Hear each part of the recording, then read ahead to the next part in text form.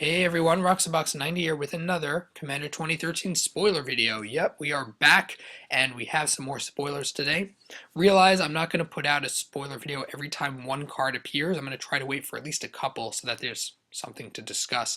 And since Wizards seems to be slow rolling on us and they're not even putting out the cards that were printed already, because they're doing that, it's really taking forever. I wish they would put out at least some of those every time they spoil something. But can't win everything. So before I get into the new spoilers, I'm just going to retract what I said about Gaiji, the Honored One.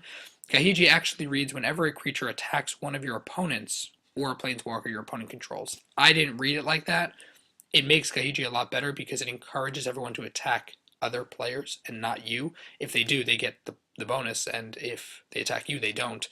So it includes yourself and it includes everyone else, which makes for a more interesting aggro game, if only because it encourages people to be attacking and using their creatures, and it makes your stuff better. So it's a more interesting political commander that way. I still think the design's kind of boring compared to Marat. Don't you think? It's just 2+0 for creatures attacking. It seems like it's Naya. They could do something a little more. Not that interesting, but okay. It is what it is. The new card, Eye of Doom or Eye of Fate. Nobody seems to be translating the Italian fully properly. There's been 20 translations on the thread so far. But the one that seems to be generally accepted is this one. When Eye of Fate, or Eye of Doom, enters the battlefield, each player chooses a non-land permanent and puts a fate counter on it. Tap 2 colorless, tap it, sacrifice it, destroy each permanent with a fate counter on it. So which card are we talking about? I know some of you were with me yesterday, but we're talking about this one here. This one here. So the card I guessed was going to be 6 to 8 mana, if only because I was hoping they wouldn't make a very weird, stunted O-ring effect. But I did say that it would be an O-ring effect, and I was right, because it impacts any cards with fate counters on it, which the main card that makes those is O-ring. So, of course, this card works really well with O-ring because you put fate counters on other people's stuff. Then they blow it up, or they try to, or you put fate counters on other people's stuff, and then you use this card to blow all their stuff up. You could also do, if you want to be really mean, you could do some sort of cataclysm effect, and then use this to make everyone lose their best permanent, especially if other people have better stuff than you. You can mess around with that. It's a little cheaper because it only gets rid of one permanent per person, and the person gets to choose which one goes away. So yeah, combos. O-ring only costs 3 mana, so you could play O-ring and then have this in play and mess around with the two. Definitely. It's definitely there. And it's just an interesting card. I wish it was a little splashier, to be honest. It doesn't. O-ring has like a level up effect where once you have 5, 6, 7, 8 mana, it can do a lot of stuff, whereas this card kind of is stuck at what it does. Still very interesting, very cool. I hope some people make awesome altars. It kind of has a mana vault feel, so it'd be very nice to see that. And I think it's interesting design at the very least. And yes, I got that right. Okay, Primal Vigor. Primal Vigor. 4 and 1 green for an enchantment. If one or more tokens would be put onto the battlefield, twice that many of those tokens are put on the battlefield instead. Okay, doubling season like and parallel lives like. If one or more 1+1 counters would be placed on a creature, twice that many 1+1 counters are placed on the creature. Okay, so it's technically, it's supposed to be a functional reprint of doubling season, but honestly it's just worse because it gives any opponent this ability. Doubling season, well, it does two things. One, for doubling season, it is counters, so planeswalkers can double their loyalty when they come into play. This card, obviously, they realized that was really broken, and they got rid of that. But that makes this card definitely worse by definition.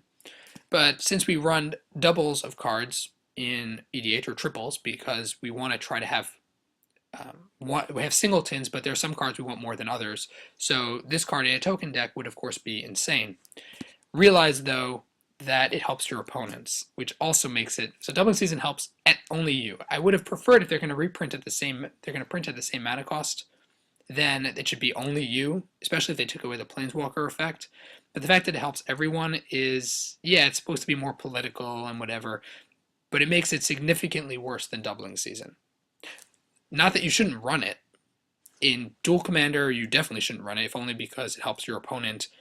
But in multiplayer, it's still, I think, going to be a lot of fun for the more casual builds, and it's also a much more budget card. I think that it's going to be easier for people to lay hands on them compared to doubling seasons. So thank you, Wizards, for making a functionally worse card for us, but it's a functionally worse card of a really broken card, so what can you can't blame them too much. Okay, and those are the only spoilers we have, the Eye of Fate Doom and the Primal Vigor, but we also have the deck packaging. So we have all 5 decks, and so we can start guessing at what the nature of the deck is going to be. So I'm going to speculate, and you guys can speculate in the comment section, of course. Oloro, oops, sorry, my computer's dying. Oloro is Eternal Bargain, and we know that he has you lose, that each opponent loses life, you draw cards, you gain life, so it'll probably be some sort of life gain, life manipulation build, which we pretty much expect.